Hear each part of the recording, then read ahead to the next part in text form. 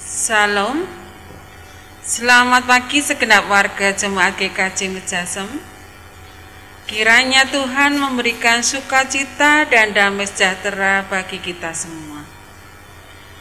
Puji syukur pada Tuhan, hari ini kita bersekutu bersama untuk memasuki kebaktian Minggu Prapaskah pertama untuk mengawali masa Paskah 2021.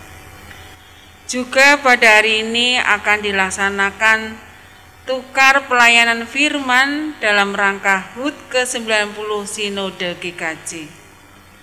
Untuk pelayanan firman di GKJ Mejasem hari ini akan dilayankan oleh Pendeta Sat Heri Sucahyo dari GKJ Jatimulyo, Yogyakarta. Saudara yang dikasihi dan mengasihi Tuhan, pelangi merupakan goresan indah yang Tuhan lukiskan di awan. Banyak orang mengartikan warna merah sebagai gambaran sebuah energi yang kuat, jingga memberikan kesan hangat dan semangat. Kuning menggambarkan keceriaan. Hijau adalah warna alam dan membawa suasana yang santai. Biru yang menenangkan dan membangkitkan kepercayaan. Nila menggambarkan warna di mana ada sebuah idealisme dan mengantarkan kita pada introspeksi diri. Ungu memancarkan kebijaksanaan dan visioner. Pelangi yang indah mengingatkan kasih setia Allah yang memberikan rancangan indah bagi umat. Pelangi sebagai busur yang tak putus mengingatkan kembali akan kasih setia Allah yang tak terputus. Kita masuki ibadah Minggu Prapaskah pertama dengan penghayatan bahwa Tuhan Allah yang senantiasa setia ada bersama kita dalam setiap situasi. Jemaat yang terkasih dalam Tuhan, mari kita masuki ibadah Minggu Prapaskah ini dengan pengakuan penolong kita adalah Tuhan yang menciptakan langit, bumi, dan segala isinya, dan yang setia menepati janjinya. Kasih karunia dan damai sejahtera dari Allah Bapa kita dan dari Tuhan Yesus Kristus menyertai saudara sekalian. Amin.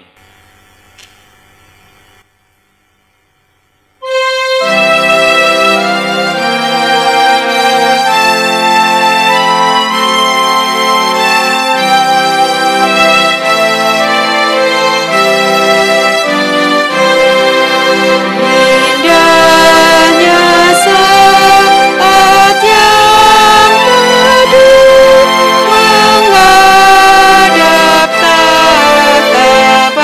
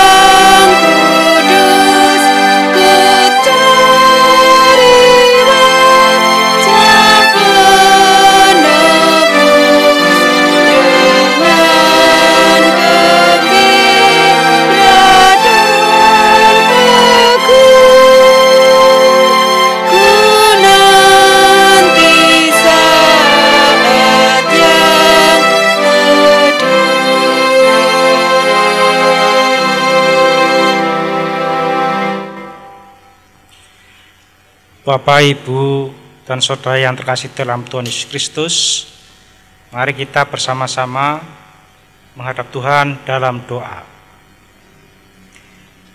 Ya Bapa dalam surga, saat ini anakmu berdoa memohon kasih dan karunia-Mu, supaya Engkau hadir di tengah kami. Kami yang akan mulai ibadah Prapaskah minggu pertama dan pembukaan MPP 2021, kiranya berkati Tuhan dengan diawali tukar pelayanan dalam rangka HUT ke-90 Sinode GKJ yang akan dilayankan oleh Bapak Pendeta Satheri Sucahyo dari GKJ Jatimulya, Yogyakarta. Kami berserah dalam tangan-Mu, supaya Engkau memberikan penyertaan serta hikmat dan berkat-Mu melalui ibadah yang kami lakukan. Terima kasih Bapa, kiranya hanya kasih setia-Mu yang menyertai kami, mulai dari hari ini hingga selama-lamanya. Dalam nama Tuhan Yesus Kristus kami berdoa. Amin.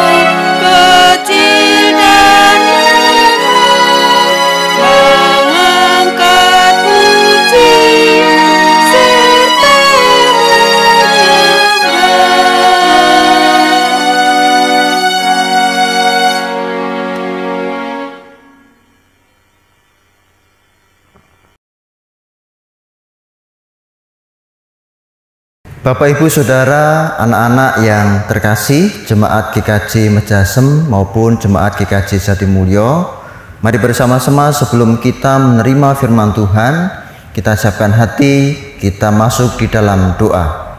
Mari bersama kita berdoa. Tuhan yang Maha Besar, Maha Kudus dan setia, kami bersyukur penyertaan-Mu ada bersama dengan kami pada saat ini. Kiranya ya Tuhan, kehadiran-Mu menguatkan kami, bahkan dalam ibadah bersama-sama dalam rangka pertukaran mimbar pelayanan firman HUT GKJ Sinode ke-90, semuanya terjadi karena kehendak Tuhan. Kami yakin, percaya Tuhan hadir bersama dengan kami.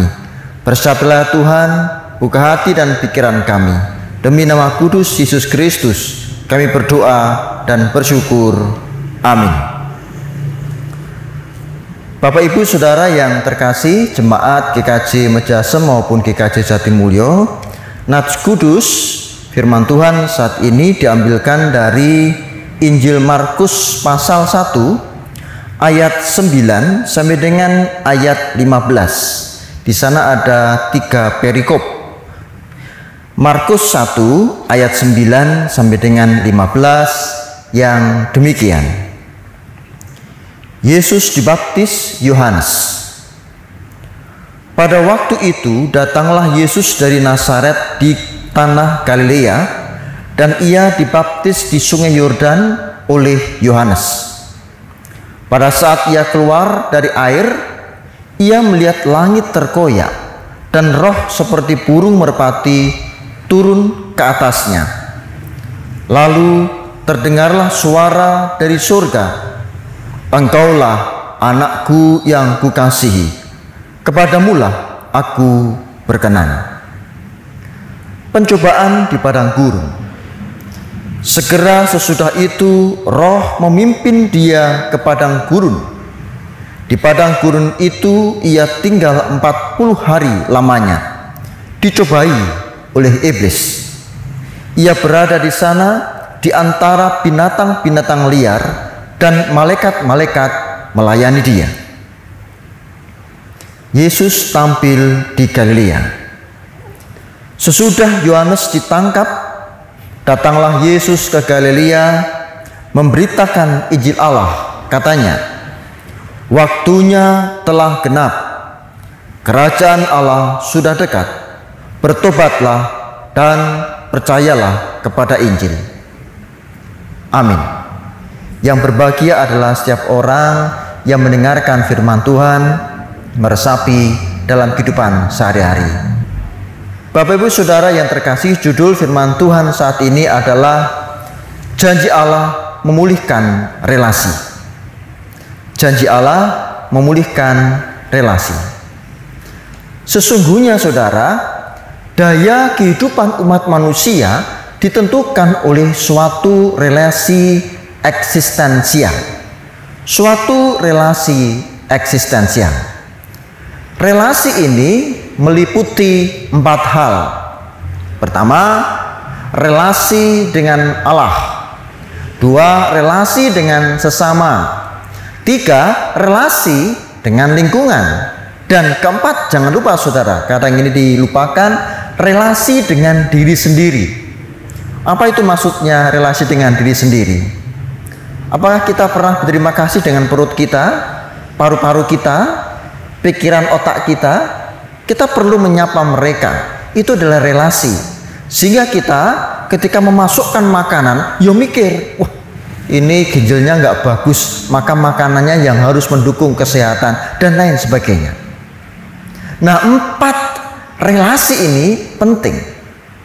Putusnya salah satu aspek relasi tersebut akan merusak pertumbuhan kehidupan kita sebagai manusia. Akibatnya, kehidupan kita akan menjadi rapuh dan mudah terbelenggu oleh pergaulan yang semakin menyeret kita ke arah negatif dan destruktif, ke arah negatif dan sifatnya merusak. Mungkin ada yang berkomentar, "Pak, mohon dimaklumi, sedang pandemi corona, relasi kita dengan sesama dibatasi dan terganggu." Yang benar saudara, yang saya maksud itu relasi eksistensial yang memenuhi 4 aspek. Relasi dengan Allah, relasi dengan sesama, relasi dengan lingkungan, dan relasi dengan diri sendiri. Tetapi bukankah sesungguhnya kalau kita ingat sebelum pandemi, lemahnya relasi dengan sesama, katakan sesama, sudah merebak sebelum pandemi. Contoh, satu keluarga berjanji makan bersama ke warung sebelah rumah. Setelah sampai di warung dan pesan makanan, bukankah sesudah itu sibuk sendiri-sendiri pegang HP masing-masing? Lucu ya? Itu kan yang disebut relasi. Sudah mulai masalah itu, relasi sebelum pandemi. Wah, makan bersama-sama tok urusannya dewe-dewe, pegang HP sendiri-sendiri. Lalu begitu pandemi merindukan pergi bersama-sama dengan keluarga dan dengan teman-teman, saya curiga jangan-jangan bukan rindu relasi saudara, rindu nonton HP sendiri-sendiri. Nah, itu kritikan. Kembali lagi ke aspek eksistensial saudara. Hakikat relasi tersebut adalah dasar menciptakan pemaknaan suatu kehidupan. Maka apabila relasi tersebut retak, kita akan kehilangan makna dan tujuan dari kehidupan yang penting itu. Pertanyaannya adalah, di manakah posisi manusia jika dilihat dari relasi eksistensial tersebut? Saudara, sejak manusia jatuh dalam dosa, bukankah manusia telah mengalami keterputusan relasi eksistensial itu? Bukankah manusia telah mengalami suatu kematian, keterpisahan dengan Tuhan? Ingat saudara, kematian karena memakan buah pengetahuan bukan berarti keterpisahan nyawa dari raga. Mati seperti yang biasa dilihat oleh banyak orang. Jika matinya seperti itu, hanya seperti itu saudara, itu bukan hukuman. Enak melakukan kesalahan, mati, yo wis. Tetapi yang dimaksud mati setelah makan buah larangan atau buah pengetahuan adalah kematian, keterpisahan, keterputusan relasi eksistensial, utamanya dengan Tuhan. Keterputusan dengan keabadian. Maka tidak mengherankan jika Tuhan kemudian mencari Adam dan Hawa pasca memakan buah larangan itu. Lihat Kejadian 3 ayat 9. Di manakah engkau? Ya, dimaksud bukan secara fisik saudara. Tuhan tahu secara fisik Adam dan Hawa sembunyi di mana. Tetapi yang dimaksud adalah di manakah posisimu berpihak kepada kefanaan atau keabadian. Apa yang telah engkau lakukan terhadap keabadian yang dianugerahkan oleh Tuhan itu. Ini menandai bahwa manusia melakukan pemisahan, memutus relasi eksistensial, dan itu berarti dosa. Di manakah posisi manusia? Sejak semula manusia mengalami keterpisahan relasi eksistensial dengan Tuhan. Saudaraku, pada situasi dan posisi mengalami keterpisahan relasi eksistensial kepada Allah ini, yang kemudian berefek terhadap 3 relasi lainnya, setiap orang akan sangat mudah ditarik ke dalam lumpur hidup yang mengancam kehidupan, ditarik dalam lumpur hisab yang mengancam kehidupan. Saya menyebutnya ini sebagai ikatan dosa, bukan ikatan cinta modelnya Aldebaran dan Andin ya. Wah, sinetron sekali. Sekali ia masuk saudara, masuk dalam lumpur hisab, pasti akan sulit keluar. Analogi yang saya pakai adalah orang yang jatuh dosa, memutus relasi eksistensial dengan Allah, itu seperti orang yang terjatuh dalam lumpur hidup, lumpur hisab. Makin lama masuk, makin dalam. Itu dosa, saudara. Dengan pemahaman demikian, kita dapat memahami mengapa orang yang sudah terjebak dalam perbuatan dosa akan sangat sulit dinasihati atau dikritik. Pada sisi yang lain, kita malah berlaku kasar dan menyudutkan sesama yang sudah jatuh dalam dosa itu. Membuat garis batas. Ini kelompok berdosa, bagian saya, itu kelompok yang tidak berusaha, bagian yang sana. Lalu orang yang merasa tidak berusaha lalu membuat grup, nonggo secara online, telepon-teleponan yang isinya ngerasani. Tahu nggak Yu? Itu loh, mbak yang itu emasnya banyak, berliannya pating terenteng, di mana-mana ternyata punya simpenan. Nah, malah membahas hal-hal negatif terhadap orang lain. Lihat saudara, orang yang tidak terjebak dalam kuasa dosa juga bisa tergoda untuk merusak relasi eksistensial tersebut. Jika tidak hati-hati, ikut terseret. Yang tadinya tidak berdosa, mergo ngrasani, lalu jadinya terseret ke dalam dosa. Maka perhatikan saudara, jika demikian, manusia membutuhkan pertolongan. Coba perhatikan analogi berdosa jatuh dalam lumpur hisab tadi. Adakah orang yang sama-sama terjatuh dalam lumpur lalu bisa menolong orang yang lain. Tidak bisa.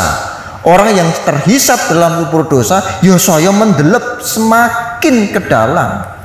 Perlu ada orang lain di luar lumpur hisap itu yang mengelurkan tangan, yang menolong, mengangkat mereka. Analoginya adalah perlu orang yang tidak berdosa untuk mengangkat mereka yang berdosa. Dia adalah Tuhan Yesus Kristus. Jika demikian, yang dibutuhkan adalah pemulihan relasi oleh Yesus Kristus yang hanya bisa dilakukan oleh yang tidak berdosa, yaitu Yesus Kristus. Maka Kristus adalah jawaban. Kristus adalah jawaban dari rusaknya relasi eksistensial kita. Teks Injil kita memberikan kesaksian tentang 3 hal. Yesus Kristus dibaptis. Loh, baptis itu kan pertobatan. Apakah Yesus itu perlu bertobat? Kadang orang mendebat begitu. Pembaptisan Kristus bukan pembaptisan pertobatan, tetapi keteladanan Kristus yang mau dibaptis. Kalau kita cek di Lukas 3 ayat 21, di mana di sana disebutkan Tuhan Yesus dibaptis setelah seluruh orang dibaptiskan. Pemimpin terbaik memastikan semua sudah selamat, lalu kemudian dia dibaptiskan supaya apa? Generasi-generasi selanjutnya melihat contoh ini. Dan di sana Trinitaris dinyatakan. Yesus sang putra dibaptiskan, kemudian langit terbuka, ada burung merpati simbol Roh Kudus, dan ada suara yang menyatakan, inilah anakku. Suara Bapa, Anak, Roh Kudus dalam suatu kesatuan. Itu yang pertama. Yang kedua adalah ketahanan terhadap godaan. Saudaraku, banyak orang mengira bahwa kalau setelah selesai dibaptis itu tidak akan mengalami goncangan hidup, tidak mengalami godaan. Salah, saudara. Seperti Kristus, begitu selesai dibaptis justru harus mengalami godaan. Nah, maka jangan sambat, saudara. Ketika kita mengalami pembaptisan, penerimaan akan Kristus, jangan gampang patah semangat karena godaan. Tetapi lihat yang disaksikan oleh Kristus dalam godaan itu, dia disibukkan juga oleh roh-roh jahat, fakta. Yang kedua, tetapi juga para malaikat sibuk melayani Tuhan Yesus. Demikian juga dengan kita. Dalam masa-masa kita digodai ketika melakukan perjalanan kehidupan, memang ada fakta para roh-roh jahat itu sibuk menggoda kita, tetapi ada fakta yang lain bahwa para malaikat juga sibuk melayani kita, menolong kita. Yesus Tuhan dalam penyertaan Roh Kudus menolong kita. Persoalannya adalah sing dipandeng itu yang mana? Roh-roh jahat itu atau Roh Kudus yang diutus oleh Tuhan? Loh, ini kan relasi, saudara. Kita berrelasinya kemana? Bersama dengan Roh Kudus atau pada roh jahat? Dan bagian yang ketiga, ayat 15 tadi saya nyatakan, waktunya telah genap, kerajaan Allah sudah dekat, bertobatlah dan percayalah kepada Injil. Saudara, waktunya telah genap. Sekarang ini adalah waktunya kerajaan Allah dinyatakan kepada kita semua dan kita diundang untuk bertobat. Artinya membangun relasi baik kembali dengan Tuhan dan percayalah kepada Injil. Kenapa? Karena Injil adalah berita kesukaan bagi semua. Bukan berita kesukaan bagi saya saja. Bukan berita kesukaan bagi dia saja. Hati-hati jika gereja hanya melakukan berita sukacita pada kelompok tertentu saja, itu bukan berita Injil. Karena berita Injil kesukaan bagi semua. Lu mendoakan aja, mendoakan yang orang musuh kita juga kok. supaya dia mendapatkan damai sejahtera kok. Itu berita Injil. Saudaraku, kehadiran Kristus mengundang kita semua untuk menyatakan ketiga hal itu. Persoalannya adalah, bersediakah kita? Mari perhatikan lebih dalam. Jalan Tuhan itu transformatif. Maksud saya begini, saudara. Saat ini kita hidup di era serba cepat. Motor cepat, informasi cepat, transportasi cepat, semuanya serba mudah. Mau beli makanan dimanapun dengan GoFood ataupun macam-macam yang lain, gampang. Kita bisa mengakses informasi sebanyak mungkin. Kepingin khotbah model apa? Gampang saudara, googling saja. Ingin mengikuti ibadah online dari gereja mana saja, gampang saudara, ketik gerejanya di YouTube, nanti keluar semua. Dan kita bisa menilai, oh yang ini di sini begini, yang di sana begitu, yang sana bagus, yang sana lebih bagus lagi, dan lain sebagainya. Masalahnya saudara, apakah dengan memiliki itu semua, kemudahan itu semua menjamin bahwa langkah kehidupan kita terus berjalan dalam kebenaran Tuhan? Dengan memiliki fasilitas kemudahan, memiliki banyak informasi dan pengetahuan, itu membuahkan sesuatu yang kudus, penuh kasih pada sesama. Apakah begitu?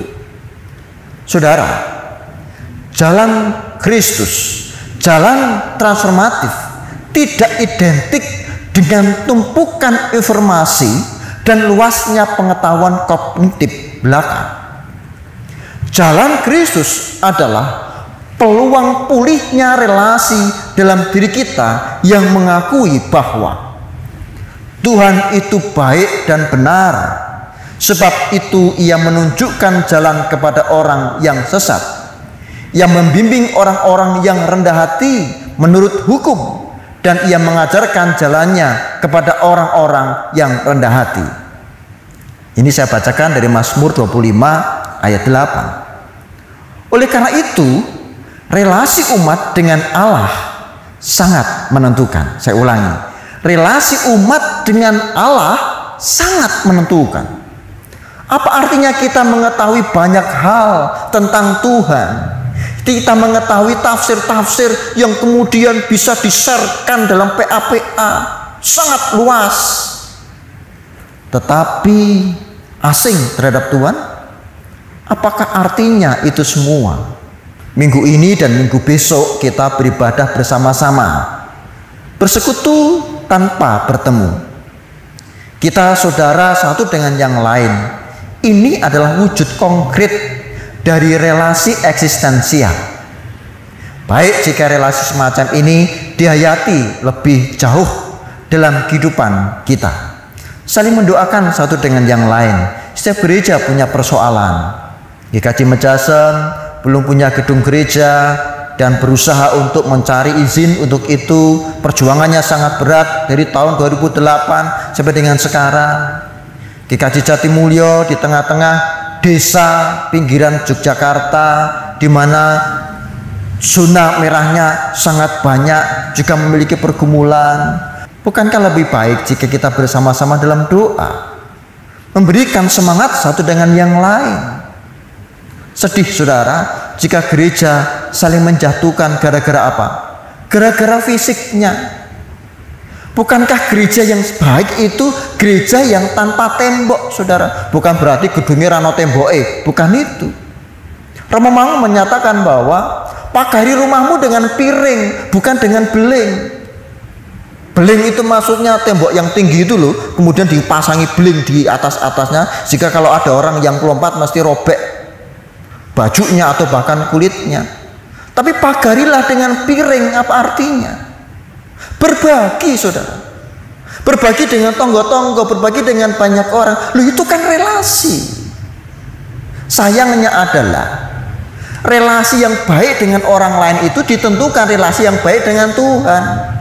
Kalau orang ngomong Tuhan-Tuhan saja tapi tidak berrelasi dengan baik dengan orang lain, berarti ngomong Tuhannya itu di mulut belaka. Mau firmannya cetok, bukan orang yang bersuruh Tuhan Tuhan, saja, tetapi yang melakukan firman. Mari, meskipun kita berada dalam pandemi, bersekutu tanpa bertemu bisa dilakukan. Dan kita saling menyemangati GKJ Mejasan dan GKJ Jatimulyo dan GKJ yang lain dalam lingkup sinode. Amin. Tuhan memberkati. Saat teduh, mari kita bersama berdoa mensyukuri firman ini. Tuhan, terima kasih firman-Mu nyata dalam kehidupan kami. Kiranya ya Allah, Tuhan hadir bersama dengan kami dan Roh Kudus-Mu menuntun kami semua. Kami bersyukur Roh Kudus-Mu hadir dalam firman-Mu.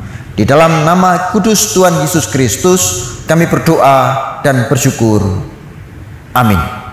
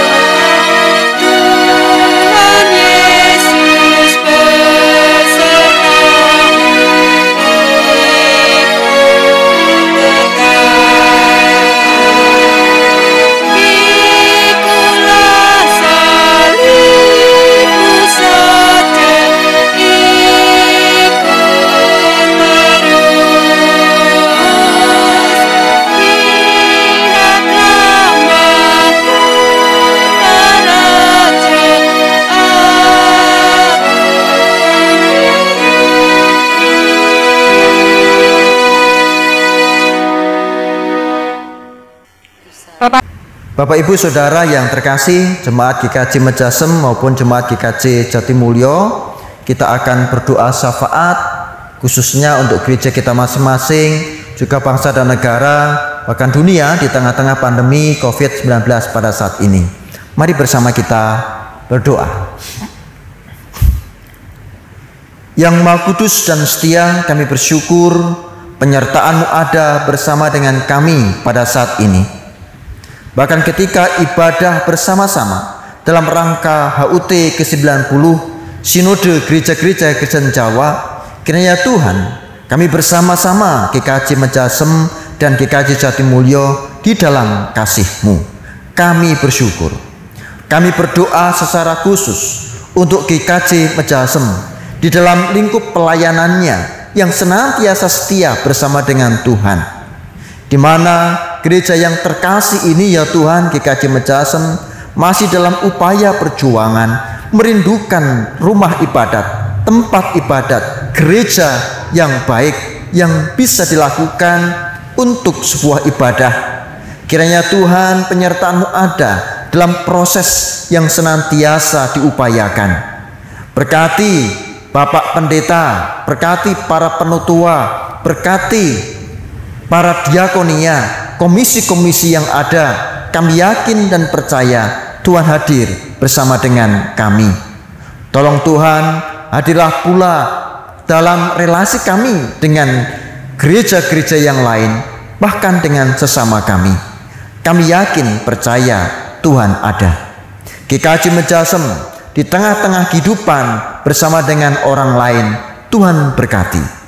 Demikian juga dengan GKJ Jatimulyo dalam pergumulan khususnya di tengah-tengah masyarakat yang tingkat COVID-nya tinggi di area Tegalrejo, Jatimulyo.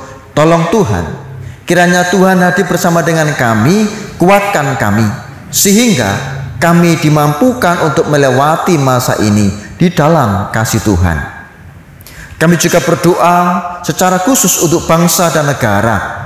Berkati bangsa ini, berkati presiden dan wakilnya, kabinetnya, TNI, Polri, MPR, DPR, sampai dengan jajaran paling bawah RT RW, bahkan masyarakatnya. Agar kami semakin bersatu, berpadu di dalam kerjasama. Meskipun kami berbeda-beda, beda suku, beda ras, beda agama, namun kami tetap satu juga. Mampukan kami mewujudkan NKRI dalam diri, dalam tubuh negara Indonesia. Ya Allah, kami akan melanjutkan kehidupan kami. Berkati kami ya Tuhan di dalam kasih-Mu. Berkati kami ya Tuhan dalam tuntunan Roh Kudus-Mu. Kami memuji nama-Mu. Di dalam nama kudus Tuhan Yesus Kristus kami berdoa dan bersyukur. Amin. Bapak, Ibu, dan Saudara, kami undang untuk berdiri. Mari kita perbaharui iman kita dengan bersama-sama mengucapkan pengakuan iman rasuli. Mari kita mulai.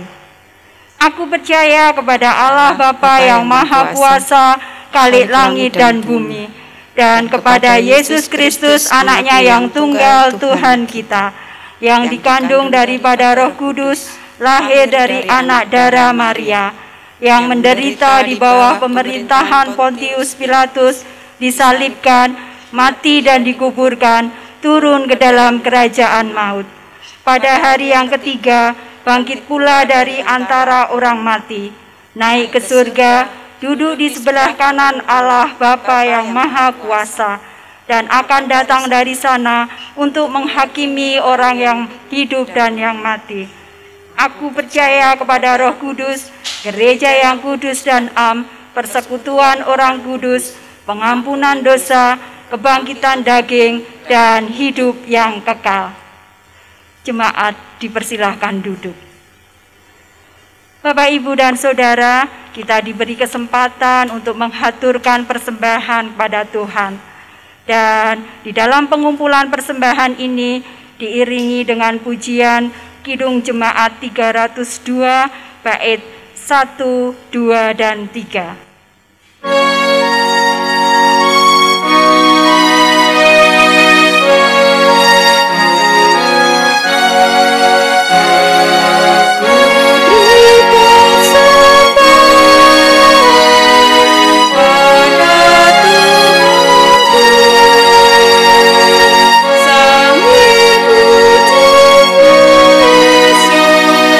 Juru selamatku.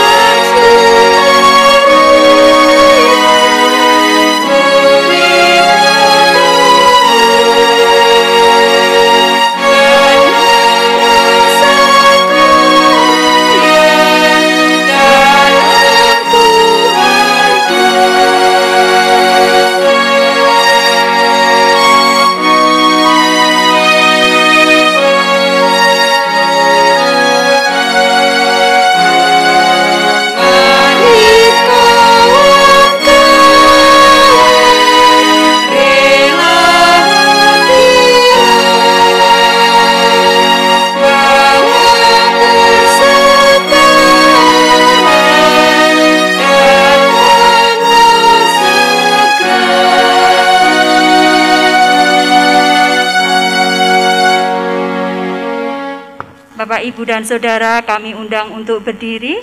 Mari kita bawa persembahan ini di dalam doa. Bapa di surga, Bapa yang penuh kasih, terima kasih atas berkat-Mu yang melimpah atas keluarga kami masing-masing. Saat ini kami mempersembahkan sebagian dari berkat-Mu. Kiranya Tuhan berkenan menerima, mensucikan, dan memberkati persembahan kami ini. Dan persembahan kami ini dapat kami pakai untuk kemuliaan nama Tuhan. Bapa di surga, kami juga bersyukur atas penyertaan Tuhan dalam ibadah kami pada pagi hari ini. Dari awal, pertengahan hingga akhirnya, Tuhan telah menyertai kami. Dan sebentar Tuhan, kami akan mengakhiri ibadah kami pagi hari ini. Kiranya Tuhan tetap memberkati dan melindungi kami di dalam aktivitas kami hari ini dan aktivitas kami 1 minggu ke depan. Bapa di surga, kami juga bersyukur atas firman-Mu yang telah Engkau berikan kepada kami. Kiranya firman-Mu ini dapat kami lakukan di dalam kehidupan kami sehari-hari. Bapa di surga, kami juga mohon pengampunan-Mu jika di dalam kami mempersembahkan maupun di dalam kami beribadah pagi hari ini terselip dosa-dosa di dalamnya. Terima kasih Tuhan, inilah doa dan syukur kami. Di dalam nama Tuhan Yesus kami berdoa dan bersyukur. Amin. Pulanglah dalam sukacita dengan mengingat sabda Tuhan, bahwa janjinya selalu tergenapi. Rancangannya selalu baik untuk manusia. Jalanilah hidup dengan tetap setia pada janji.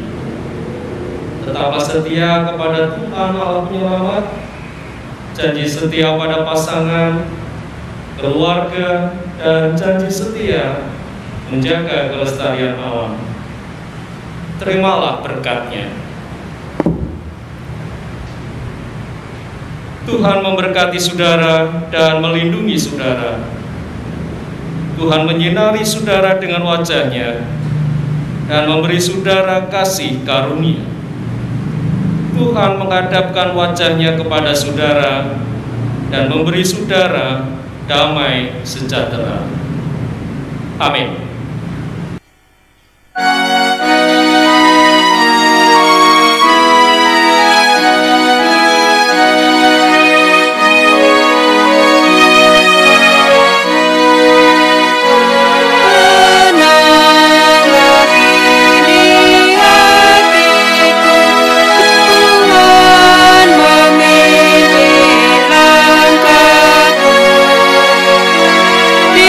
Tiap